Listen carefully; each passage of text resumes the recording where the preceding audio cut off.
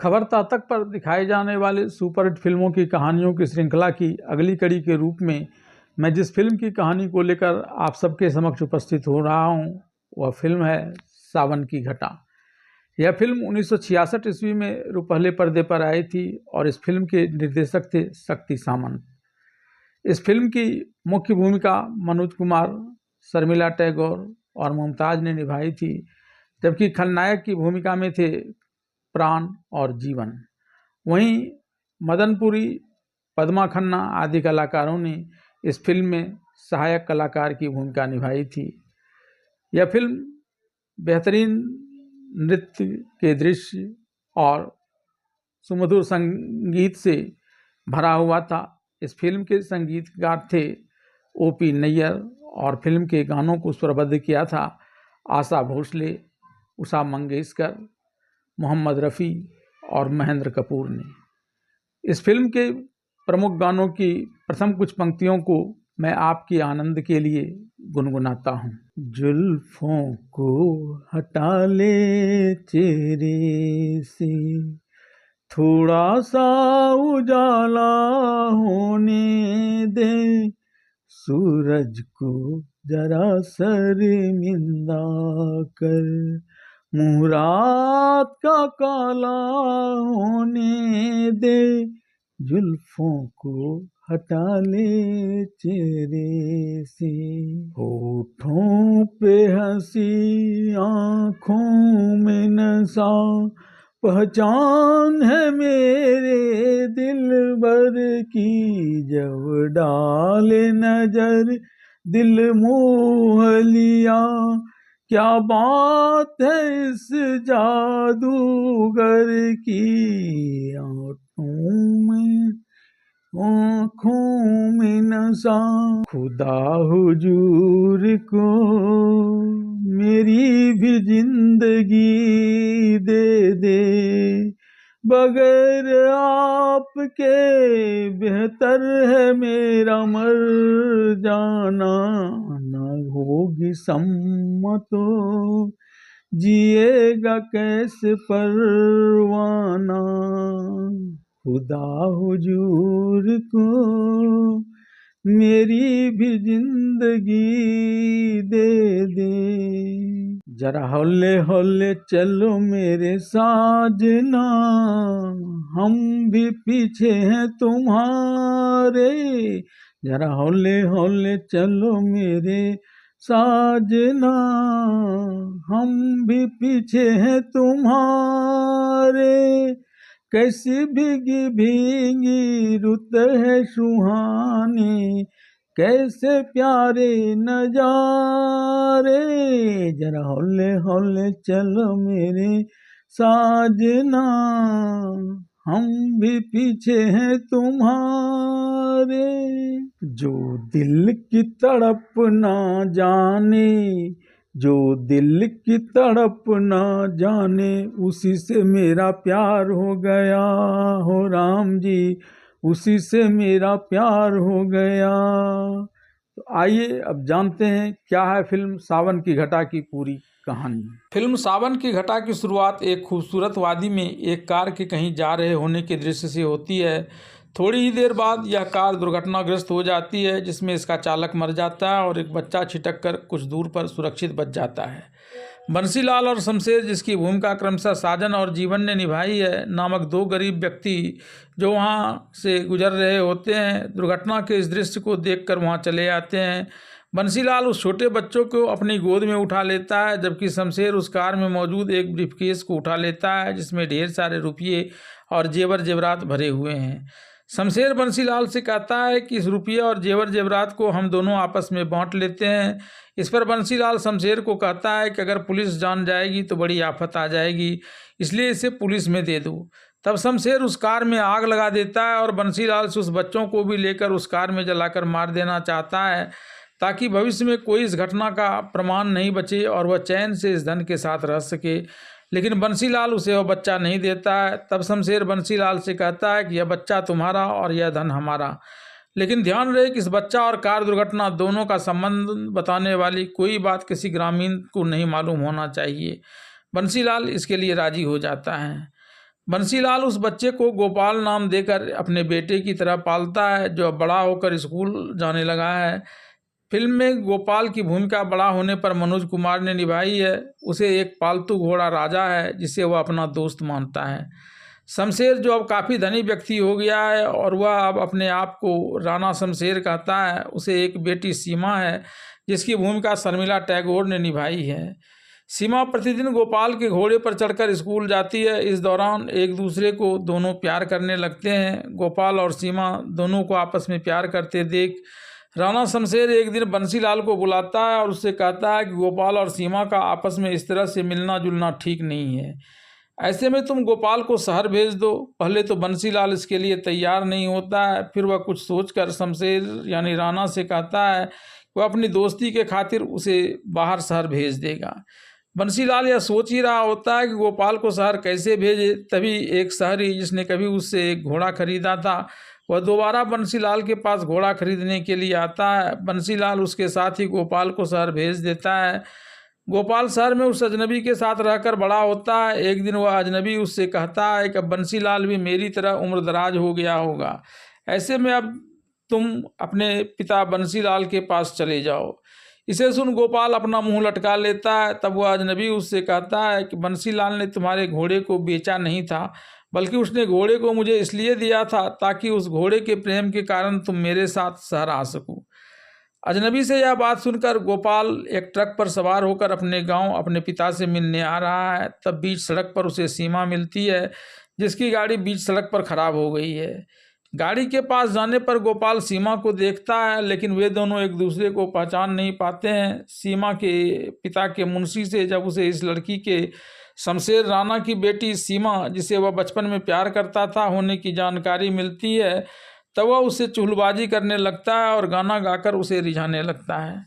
Truck का driver और मुंशी इस बीच पेट्रोल पंप से पेट्रोल लाकर कार में डालता है। सीमा गोपाल को इसके लिए धन्यवाद कहती है और उसे पेट्रोल का पैसा भी देने लगती है।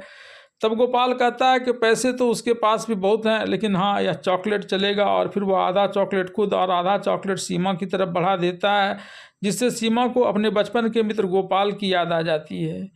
इसके बाद सीमा अपनी कार से अपने घर आ जाती है। सीमा के आने पर उसके पिता शमशेर राणा उसे आने में हुए विलम्ब के बारे में सवाल करता है, तो वह रास्ते में गाड़ी में पेट्रोल खत्म होने की बात करती है। गोपाल जब वहाँ से अपने घर आता है तो अपने बाबा बंसीलाल को पुकारता है, लेकिन यहाँ उसे घर में कोई नहीं मिलती है, बल्कि उसके बाबा बंसीलाल की जगह पर एक लड़की सलोनी, जिसकी भूमिका मुमताज़ ने निभाई है, मिलती है, जो इसे बताती है कि इसके बाबा का भूत आकर अपनी मौत का बदला लेने के बारे में इससे एक दिन कह रहा था। गोपाल अपने पिता की मौत की खबर सुनकर स्तब्ध रह जाता है। एक दिन शमशेर राणा के मुंशी के पास बंसीलाल आता है और उससे शराब मांगता है, और शराब नहीं देने की स्थिति में वह उसकी जान लेने की बात कहता है। तब मुंशी उसे शराब देकर अपनी जान बचाकर शमशेर राणा के पास आकर उससे कहता है कि बंसीलाल अभी जीवित है। इस पर राणा शमशेर सिंह पूछता है कि वह जीवित कैसे बच गया। सीमा अपनी नौकरानी से गोपाल के बारे में पूछती है, तो वह बताती है कि गोपाल को यहाँ से शहर गए कुछ दिन हो गए हैं। इसके बाद सीमा गोपाल की याद में लेटी रहती है। तभी उसे माउथ ऑर्गन की आवाज़ आती है, ठीक वैसे ही जैसा कि गोपाल बजाया करता था। तब वह उस आवाज़ का पीछा करते करते गोपाल के पास चली जाती है और उससे वैसे ही संवाद करती है जैसा कि रास्ते में मिलने पर गोपाल उससे कर रहा था। बातों ही बातों में सीमा उससे अपने प्यार का भी इजहार कर देती है। तब गोपाल वहाँ से अपना घर चला आता है। शमशेर राणा का मुंशी जो शराब तैयार कर उसे बोतल में भर रहा है, तभी वहाँ कैलाश, जिसकी भूमिका प्राण ने निभाई है, वहाँ आ जाता है। वह शमशेर राणा के मुंशी से विदेशी शराब और देसी शबाब की व्यवस्था करने के लिए कहता है। तभी उसकी खूबसूरत पत्नी वहाँ आ जाती है। उसे देखकर वह शाम में उसे ही अपने डेरा पर भेजने की बात कहकर वहाँ से चला आता है।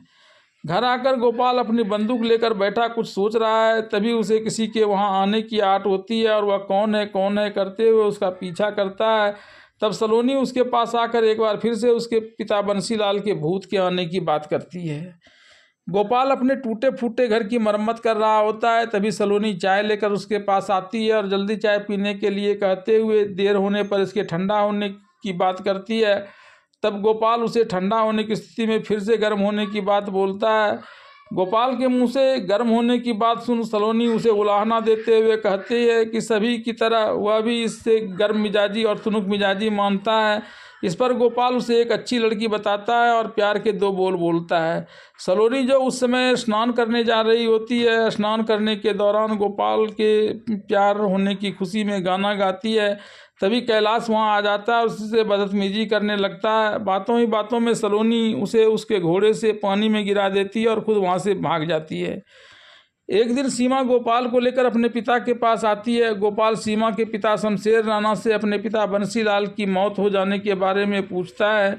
तब शमशेर राणा बताता है कि दारू पीने के कारण उसकी मौत हो गई। फिर वह गोपाल से पूछता है कि वह यहाँ कब तक रहेगा। इस पर गोपाल अपने पिता की ज़मीन पर खेती कर अब यहीं रहने की बात करता है। इस पर शमशेर राणा कहता है कि उसने तो सारी ज़मीन भी मेरे पास गिरवी सूद पर रख दी है और मैंने उसे अदालत में अपने नाम करने के लिए अर्जी भी डाल दी है। इस पर सीमा अपने पिता से कैलाश के लौटने पर उसकी ज़मीन से लौटा देने के लिए कहती है। तब शमशेर राणा कहता है कि अदालत में दी गई अर्जी ऐसे वापस नहीं होती है। फिर वह गोपाल के पूछने पर बताता है कि अर्जी वापस लेने के लिए उसे 15,000 रुपये देने होंगे। गोपाल इसे देने पर राजी हो जाता है और कागज अदालत से वापस लाने की बात कहकर वहां से चला जाता है। गोपाल के वहां से जाने के तुरंत बाद कैलाश यहाँ आता है और शमशेर राणा से बिजनेस की बातें करने लगता है। तभी सीमा वहां आ जाती है, जिसे देखकर कैलाश उसकी प्रशंसा करता है। सीमा बताती है कि वह अब क्लब जा रही है। तब कैलाश उसे अपने साथ जाने के लिए कहता है, लेकिन सीमा अब उससे अपना इरादा बदल लेने की बात करते हुए वहाँ नहीं जाने की बात करती है और वहाँ से चली जाती है। इसके बाद सीमा अपनी कार लेकर गोपाल के घर जाती है, जहां गोपाल की अनुपस्थिति में सलोनी से उसकी मुलाकात होती है। सलोनी उस पर पिता के ही तरह होने का तंज कसते हुए पूछती है क्या वह गोपाल से सूद वसूलने के लिए आई है। यह सुनकर सीमा गुस्सा कर वहां से चली जाती है। गोपाल जब वापस घर आता है और सलोनी से सीमा के आने को लेकर सवाल करता है, तब सलोनी उसे बताती है कि उसने भी उसे पिता की तरह होने की बात कही तो वह चिढ़कर यहाँ से चली गई है। गोपाल उसे ऐसा नहीं करने की बात करता है और फिर सीमा से मिलने चला आता है। सलोनी की बातों से चिढ़कर सीमा अपनी कार से वापस घर जा रही होती है। तभी एक जगह सड़क पर कुछ अवरोध पाती है। जब वह इस अवरोध को हटाने के लिए वहाँ जाती है तो उसे वहाँ गोपाल मिल जाता है। गोपाल सलोनी की कई बातों के लिए उससे माफ़ी मांगता है, लेकिन सीमा वैसे ही गुस्सा किए हुए रहती है। तब गोपाल प्रेम की बातें करते हुए उसका गुस्सा शांत करने का प्रयास करने लगता है। इस बीच वहाँ बिजली चमकने लगती है, बादल गरजने लगते हैं और मूसलाधार वर्षा शुरू हो जाती है। इससे बचने के लिए गोपाल और सीमा एक मंदिर में चले जाते हैं। भोलेनाथ का मंदिर जानकर सीमा गोपाल से कहती है कि यहाँ जो कुछ भगवान शिव शंकर से मांगा जाता है वे उसे अवश्य पूरा करते हैं। तब गोपाल उसे अपने मन की बात भोलेनाथ से मांगने के लिए कहता है। सीमा भोलेनाथ के पास जाकर अपनी मनोकामना पूर्ण करने की प्रार्थना करती हुए फिर गोपाल से भी भगवान भोलेनाथ से कुछ मांगने के लिए कहती है। तब गोपाल कहता है कि मैंने भगवान भोले शंकर से यह मांगा कि तुम्हारी मनोकामनाओं को पूर्ण कर दें, क्योंकि तुमने उनसे मुझे ही तो मांगा है। ये दोनों अभी इस प्रकार की बातें कर ही रहे थे कि तभी सीमा के पिता शमशेर राणा वहां आ जाता है और दोनों पर गुस्सा करते हुए सीमा को अपने साथ लेकर चल देता है। एक दिन कैलाश शमशेर राणा की मुंशी के पास आकर शराब और शबाब देने की बात करता है और वह शराब को सलोनी के हाथों भिजवाने के लिए उसे एक बड़ी रकम देने की बात करता है। शमशेर राणा का मुंशी चमेली के माध्यम से सलोनी को बरगला कर उसके हाथों कैलाश के पास शराब भिजवाता है। यहाँ कैलाश जबरदस्ती उसे अपनी हवस का शिकार बनाना चाहता है, लेकिन सलोनी एक खिड़की से कूदकर वहाँ से भाग जाती है।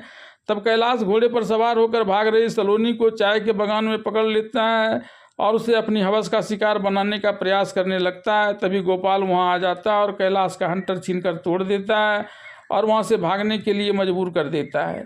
इसके बाद जब सलोनी से उसे इस बात की जानकारी मिलती है कि चमेली के बहकावे में आकर उसने चंद पैसे के लिए काम किया था, तब वह सलोनी से कहता है कि उसे जो भी जेवर चाहिए इसे बता दे या उसे खरीद दे देगा, जिसे पहनकर यह भी मेले में जाकर अपने सहेलियों को यह सब दिखा सकेगी। मेले में सलोनी अपने सहेली के साथ घूम रही होती है। तभी उसे मेले में गोपाल और सीमा भी नजर आ जाते हैं। यह देख सलोनी जलभुन जाती है और वहां से गुस्सा कर घर आ जाती है। इसके बाद सीमा को उसका घर छोड़ गोपाल जब अपने घर आता है और सलोनी को आवाज़ देता है तो सलोनी को गुस्से में पाता है। सलोनी उसे कहती है कि जब मैंने तुम्हें मेले में जाने की बात कही तो तुमने इनकार कर दिया, लेकिन फिर सीमा के साथ मेला में चले आए क्योंकि मैं गरीब हूँ और वह अमीर। इसे देखकर मेरी सहेलियां मुझ पर तंज कसने लगी। तब गोपाल सलोनी को बताता है कि सीमा और वह बचपन के दोस्त हैं और एक दूसरे से प्यार करते हैं। इस पर सलोनी यह कहते हुए भाग जाती है कि सीमा तुमसे प्यार करती है, यह बात तो मैं भी जानती थी, लेकिन तुम भी उससे प्यार करते हो यह बात मैं नहीं जानती थी, और नहीं जानती तो अच्छा रहता। सलोनी जब भाग रही होती है तभी उसका सामना बंसीलाल से हो जाता है, जिसे देखकर उसकी चीख निकल जाती है। उसकी चीख सुनकर गोपाल जब उसे बचाने आता है तब बंसीलाल वहाँ से भागने लगता है। गोपाल उसे बाबा बाबा कहकर पुकारते हुए उससे मिलना चाहता है। इसी क्रम में बंसीलाल एक गहरी नदी में गिर पड़ता है। गोपाल पछताते हुए अपना घर वापस लौटता है तो यहाँ सलोनी उसे बताती है कि जब वह उसके पास से भाग रही थी तो उसने बंसी काका को कोई गड्ढा खोदते हुए देखा था। इसके बाद वह गोपाल के साथ उस गड्ढे के पास आती है। गड्ढे में उसे एक कागज़ मिलता है जिसमें यह लिखा है, गोपाल मेरी सारी ज़मीन के वारिस तुम ही हो, लेकिन शमशेर राणा इस सबको हड़पने की खातिर मुझे मारना चाहता था। अपनी नज़र में तो उसने मुझे मार ही दिया था, लेकिन मैं जिंदा बच गया। वह मुझे इसलिए मारना चाहता था क्योंकि एक बार जब मैं और शमशेर नौकरी की तलाश में शहर जा रहे थे तो रास्ते में एक कार दुर्घटनाग्रस्त हो गई थी। इसमें पैसे और जेवरों से भरा एक ब्रीफकेस था और कुछ दूरी पर एक बच्चा पड़ा था। उसने पैसे और गहनों से भरा ब्रीफकेस ले लिया। वह तुम्हें भी उस कार में जलाकर मार देना चाहता था, लेकिन मैंने सारी संपत्ति के बदले में तुम्हें ले लिया। तुम्हारे शहर जाने के बाद वह मुझे मारकर सारे प्रमाण को मिटा देना चाहता था जो कार वाले भेद को खोल सकता था। तुम शमशेर राणा से सावधान रहना और अपने असली माता पिता की तलाश करना। इस चिट्ठी को पढ़कर गोपाल शमशेर राणा के पास आकर इस घटना का जिक्र करते हुए अपने असली माता पिता के बारे में पूछता है। जिस समय गोपाल वहां पहुंचता है उस समय कैलाश भी वहीं मौजूद होता है और सारी बातों को सुनता है। शमशेर राणा के द्वारा इस मामले में किसी भी बात की जानकारी नहीं होने की बात कहने पर जब गोपाल वहां से जा रहा होता है तो सीमा भी वहां आ जाती है, लेकिन गोपाल उसकी अनदेखी कर वहां से चल देता है। सीमा जब अपने पिता से इस संबंध में बात करती है तो गोपाल को फ्रॉड बताते हुए कहता है कि मेरी सारी जायदाद तुम्हारे माध्यम से हड़पने के लिए वह ऐसी चाल चल रहा है। यही बात वह कैलाश को भी बताता है। इस पर कैलाश वक्त आने पर ही असलियत का पता चलने की बात शमशेर राणा से कहता है। वहां से गोपाल थाना जाता है और 24 वर्ष पुराने उस कार एक्सीडेंट की घटना को लेकर थाना के अधिकारी से बात करता है। यहाँ उसे पता चलता है कि कार का मालिक तारकेश्वर चौधरी था जो कोलकाता के फ्रेजर रोड का निवासी था। इसी पते को पाने के बाद गोपाल कलकत्ता के उस ठिकाने पर आ जाता है। यहाँ उसे पता चलता है कि उसके पिता तारकेश्वर चौधरी की मृत्यु हो चुकी है और तारकेश्वर चौधरी की जो पत्नी अभी जीवित है वह उसकी असली मां नहीं है बल्कि उसकी मां की सौत है। गोपाल अब उसे ही मां मानने की बात करता है। तब वह यह कहते हुए उसे यहाँ से भागने के लिए मजबूर कर देती है कि यह इसकी संपत्ति हड़पने की नीयत से यहाँ आया है। अपनी सौत का बेटा जिसे अपने भाई कैलाश की मदद से मरवाने की योजना बनाई थी उसके जिंदा होने की बात की जानकारी मिलते ही वह कैलाश को यह बताने के लिए आती है, जो इस समय एक वेश्यालय में आकर सुरापान करते नाच गाना देखने में व्यस्त है।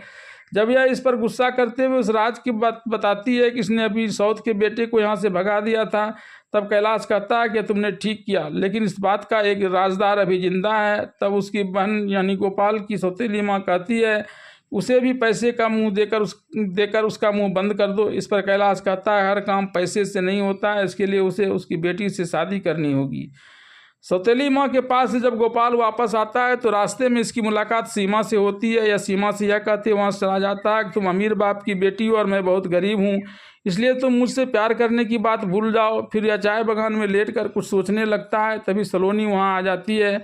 गोपाल सलोनी से यहाँ एक चाय बागान लगाने की बात करता है। जब चाय बागान लग जाता है तो एक दिन वह सलोनी से बड़े प्यार भरे अंदाज में बातें करने लगता है।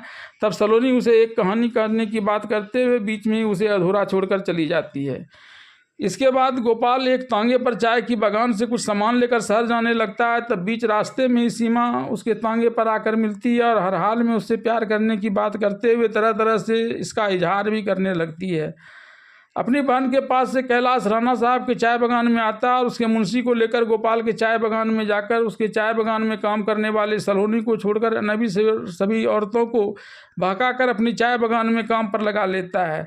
यहाँ गोपाल के साथ सीमा को देखकर वह कुटिल चाल चलते हुए सीमा के पिता शमशेर राणा के पास आता है और सीमा के उसके दुश्मन गोपाल के साथ मिले होने की चुगली करता है। इस पर शमशेर राणा उसे उसकी शादी सीमा के साथ कर देने की बात कहता है। तब तक सीमा वहाँ चली आती है। सीमा के वहाँ आते ही कैलाश वहाँ से चल देता है। पिता के पूछने पर सीमा गोपाल से मिलने की बात स्वीकार करते हुए उससे प्यार करने की बात करती है। इस पर उसके पिता शमशेर राणा उसे कहता है कि इसने उसकी शादी कैलाश के साथ तय कर दी है। यह सुनकर सीमा जब इसका विरोध करती है, इस पर जब शमशेर राणा कहता है कि इस परिवार में लड़कियों की मर्जी पूछकर शादी नहीं की जाती है, तब सीमा कहती है कि वह परिवार की अन्य लड़कियों की तरह अनपढ़ नहीं है, बल्कि पढ़ी लिखी है। ऐसे में वह खुद अपने दिमाग से फैसला लेगी कि वह किससे शादी करेगी और किससे नहीं। शमशेर राणा वहाँ से चलकर कैलाश उसके शराब के ठेके पर काम करने वाले मुंशी के पास आता है और उसे गोपाल को उसके रास्ते से हटा देने पर उसके शराब की दुकान को 5 स्टार होटल में बदलवा देने का ख्वाब दिखाता है।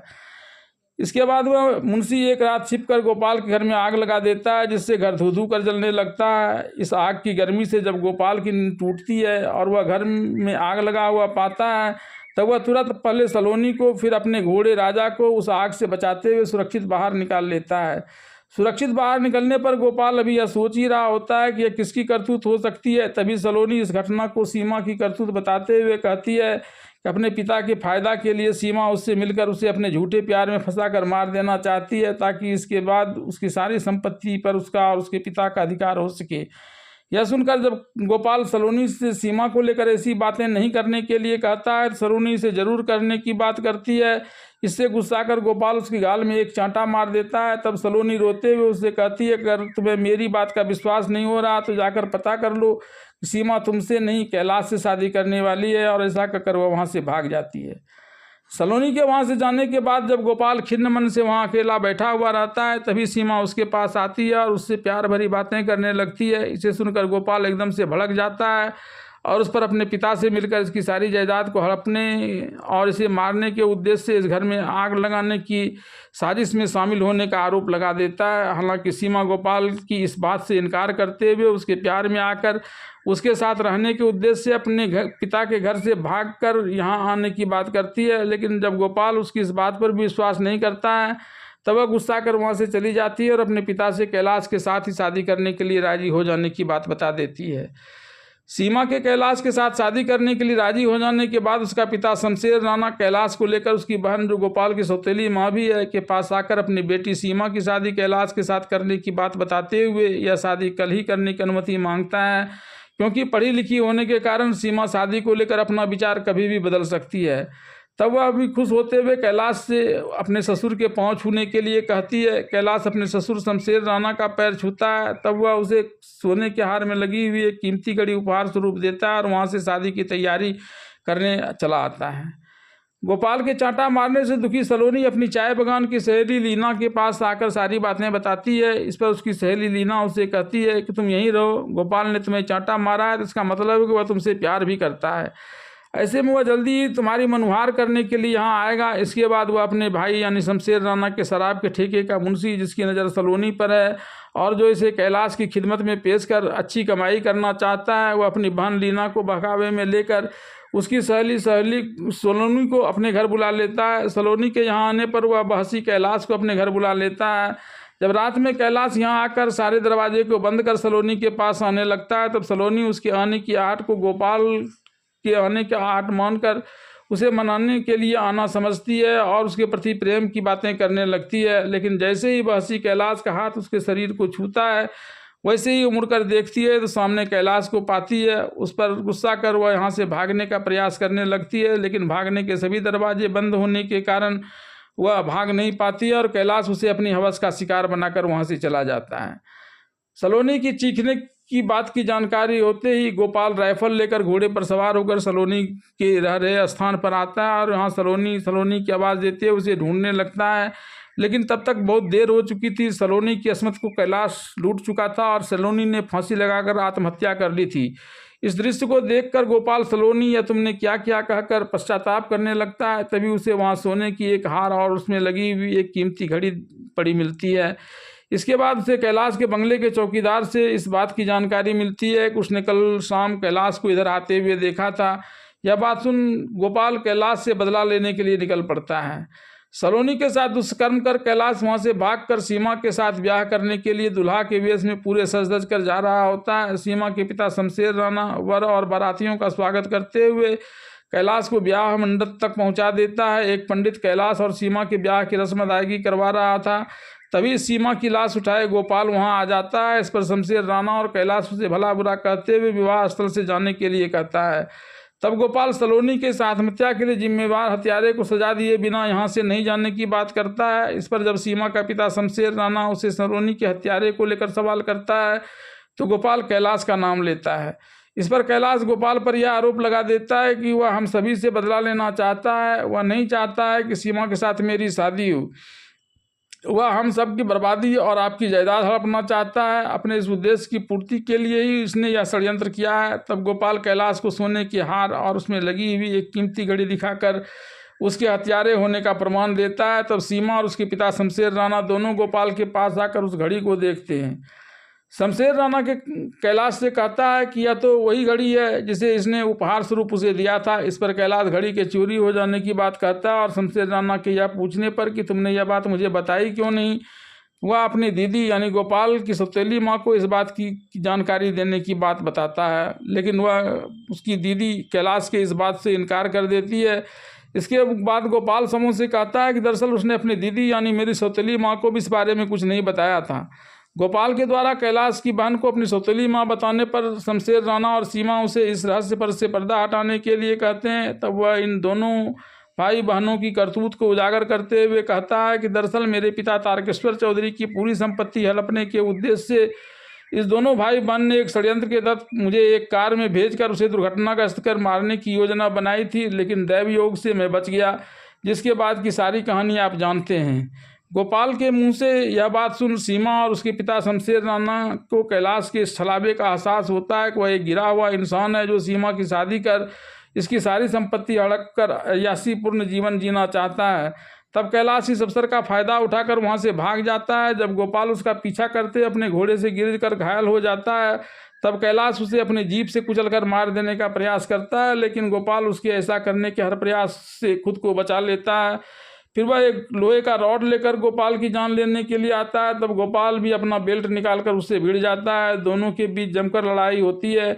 अंत में जब गोपाल कैलाश को पीट कर बेदम कर देता है, तब तक शमशेर राणा की सूचना पर उसके साथ कैलाश को पकड़ने के लिए आ रही पुलिस वहां पहुंच जाती है। वह कैलाश को बंदी बना लेती है। कैलाश के साथ ही वह सीमा के पिता शमशेर राणा को भी गोपाल के पालक पिता बंशीधर की हत्या करने के प्रयास के अपराध के लिए गिरफ्तार कर लेती है। इसके बाद आकाश में काली घटा छा जाती है, जिसके तले सीमा और गोपाल प्यार करते नजर आते हैं। सीमा और गोपाल के काली घटा के तले प्यार के इस दृश्य के साथ ही फिल्म सावन की घटा की कहानी यहीं समाप्त हो जाती है।